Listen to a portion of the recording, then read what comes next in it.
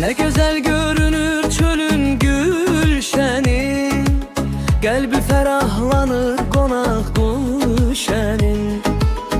Uşaqlıq çağlarım səslər məni, darıxıb mənim üçün sümbülsüz sənin.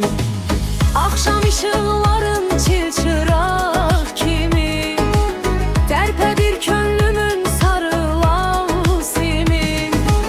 Dərdimə dərmansan azadkən kəndim, əhval ruhiyemin sensen hakimi. Karşılarsam məni ey gilan çayım, Gözəllikdə yoktur senin heç dayım. Bol barlı bəhrəli bağım bağçamın, hər cür neymetindən var mənim payım.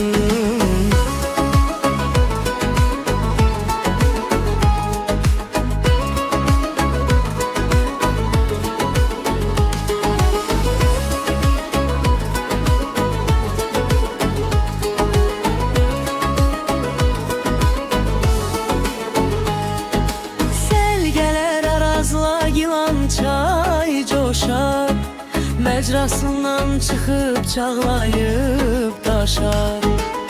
İki çayın suyu qovuşan zaman, sesinin ahengi kendi dolaşar.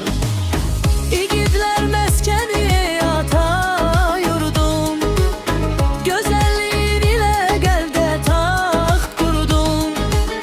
Çingiz'in namigin düşmeyinden, gurur duyur halkım el obadum. Bin övrən qədimdən verir sorağın, Xarabaq yılan günbəz hamam marağım. Sen azad şəhəridin əsrlər öncə, keçmişdən bugüne olup dayağım. Bin övrən qədimdən verir sorağın, Xarabaq yılan günbəz hamam marağım. Sen azad şəhəridin əsrlər öncə, keçmişdən bugüne